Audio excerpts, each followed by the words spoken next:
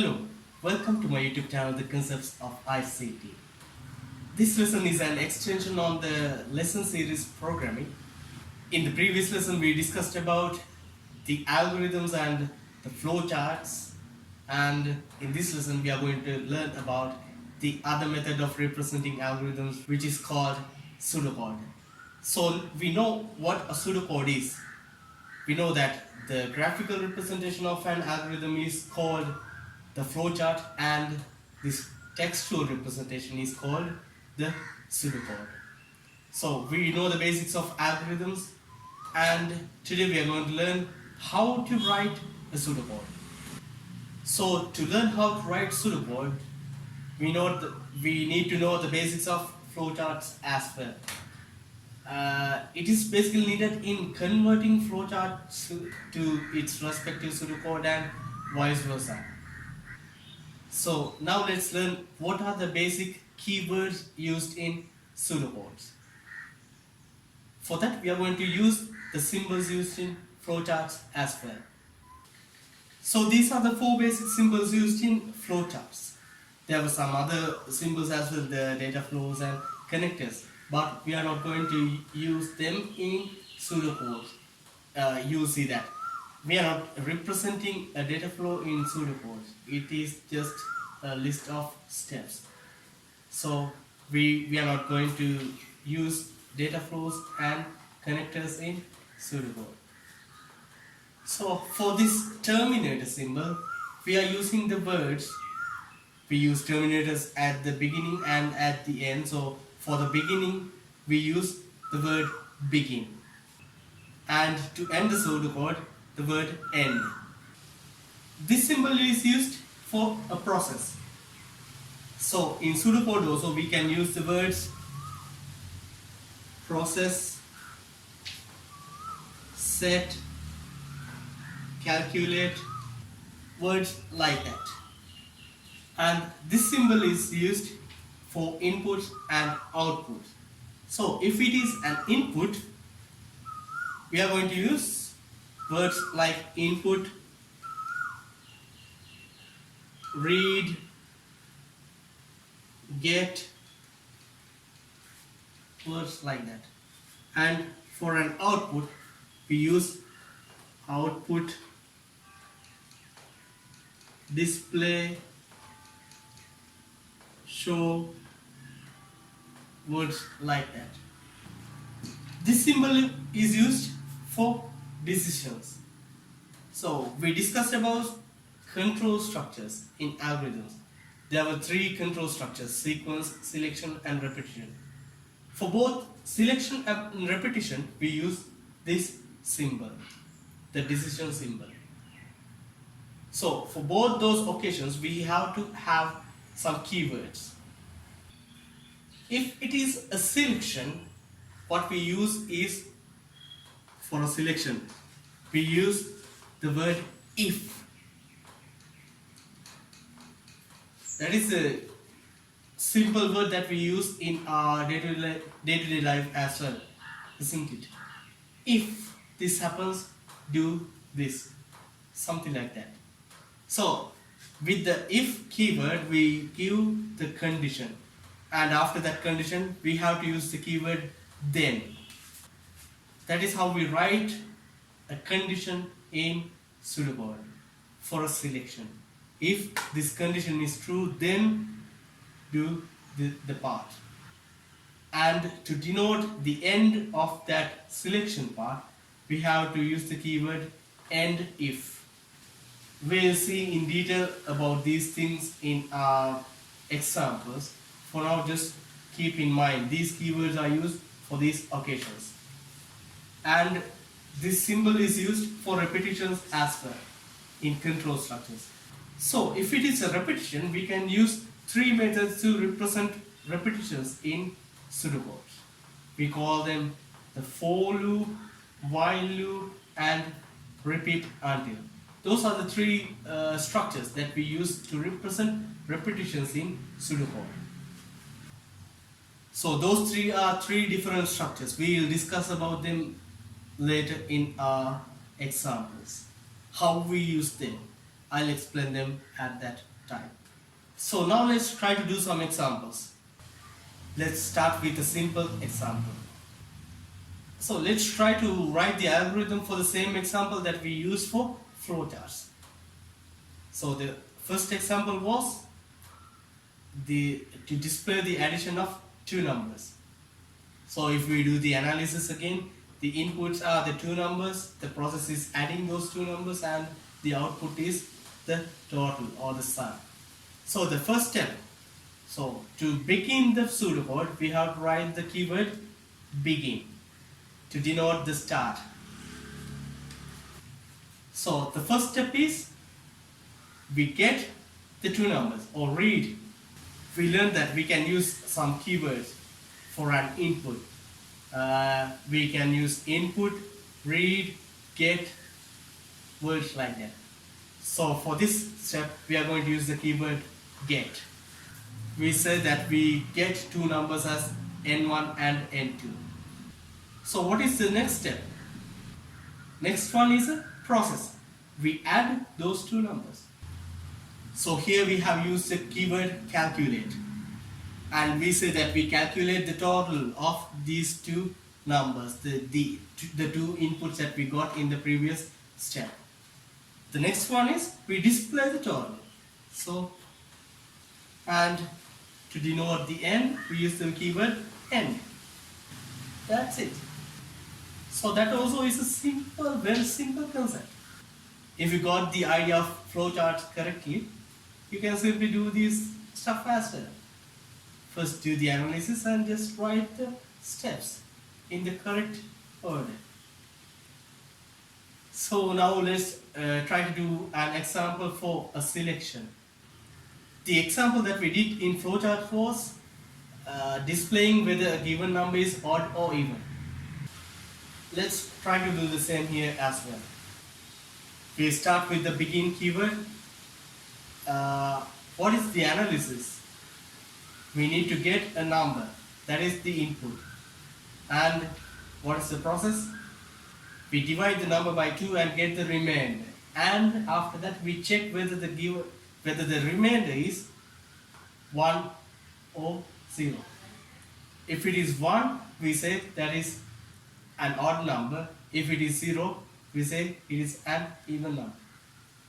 So the next step is we get the number. Next step, we divide the number by 2 and get the remainder.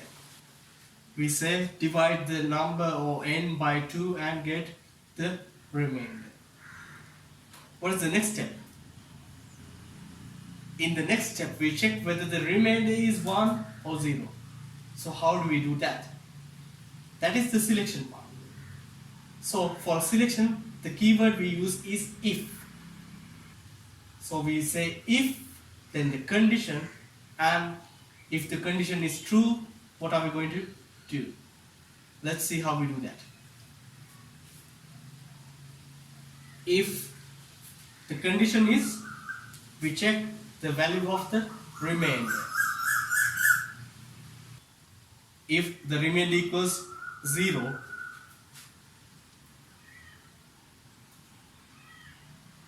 we say then. After that we have to tell what should be done if the condition is true. So what are we going to do? If the condition is, we check whether the remainder is 0. If the remainder is 0, we say that it is an even number. So that part should come within this if. So to tell that it comes within this if part or the selection part, we indent a bit the things that come within a selection or a condition to show that block that comes within a condition, we indent that part. So we start somewhere like this and we say we display even.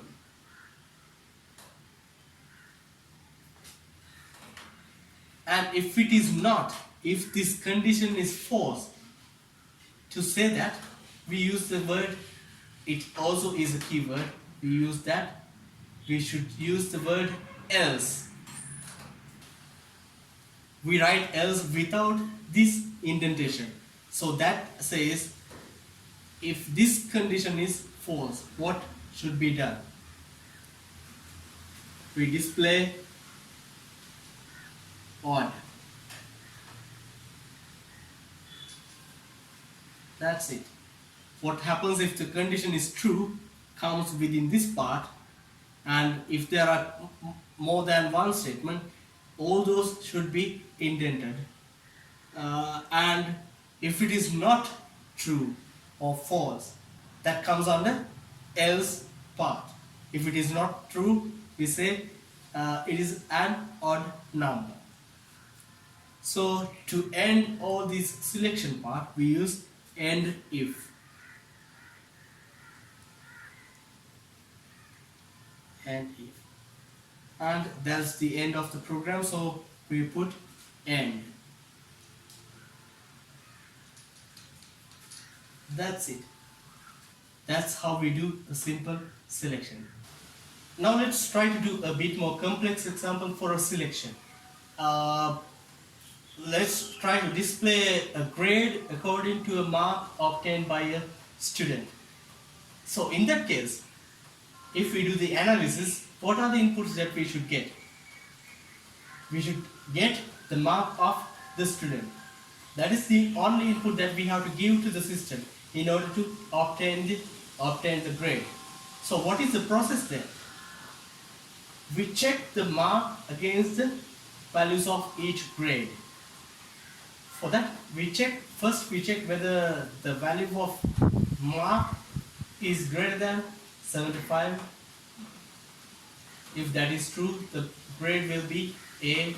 If it is not, we again check whether whether the mark is greater than 65. If that is true, it is a B. The grade is B. If it is greater than 55, it is C. Like that it goes on. Let's see how we write that type of a pseudocode using these keywords. We start with the keyword begin. So the first step is we get the mark of the student. So after that, what do? We check the mark against the value of grade A. There are many ways of writing this algorithm. We'll try just one method. So first we check the mark or the variable for mark against the value of the grade A. And it is a selection. We say if M is greater than or equals to 75, which is the value of grade A. If the given mark is greater than 75, we say the grade is A. Then grade equals A. If this is not true, what are we going to do? We don't simply say if it is not true, you get a B. So we have to check again whether the value of this mark is greater than the value of P. If that is true, you say that you get a grade B. Else, if M is greater than or equals to 65, then grade equals B. Again, if it is not, we check whether the value of mark is greater than the value of C. Else, if M is greater than or equals to 35, then grade equals S.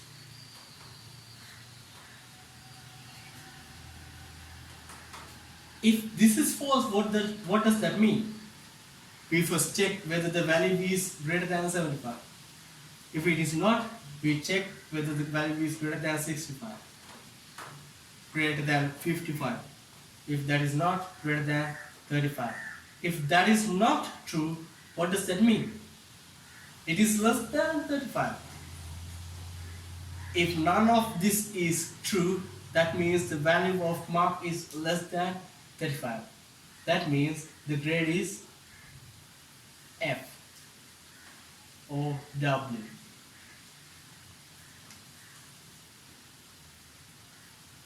We say else, so there we don't have to use a condition. We simply say that the grade is W.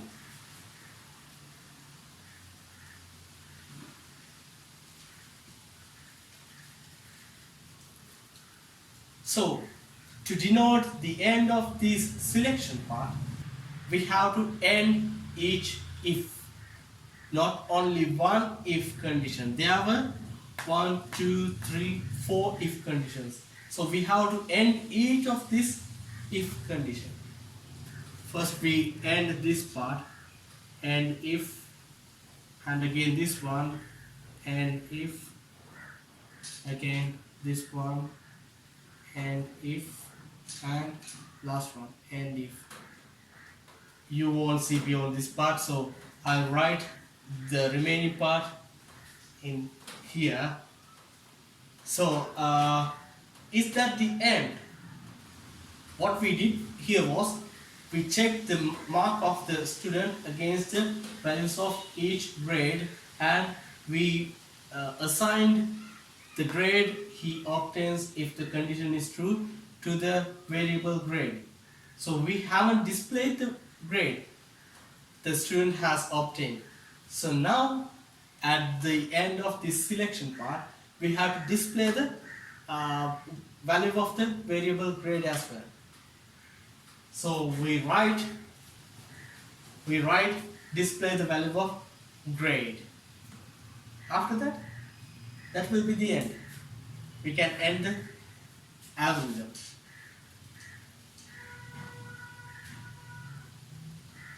From here we have to come. Hope you understood the concept. What we did was we checked the mark against the values of each grade, and we say if the value is something which is greater than the grade mark, you get that grade. So let's try to understand this example with a simple value. Let's say that the mark obtained by a student is 67. What happens? So we assign 67 to this variable m, and we check whether this value of m is greater than 75. Is 65 is greater than 75? No. So we are not going to do this assignment as it is false. This condition is false for that particular value. Then we go to this else part, and it again checks the value of this m, which is 67, is greater than 65. That is true. Then it goes inside that if selection part. So it assigns the value b for this variable grade, and as they have found the condition which is true, they are not going to check these things.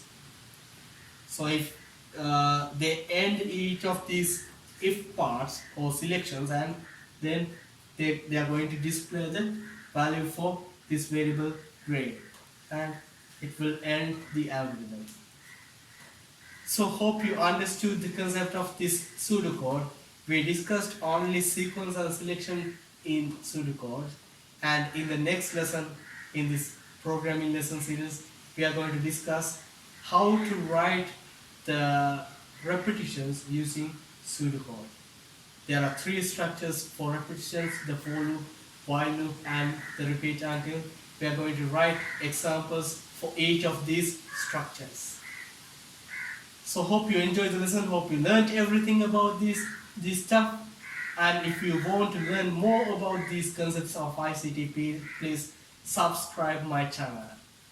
And thanks for watching. See you on the next lesson.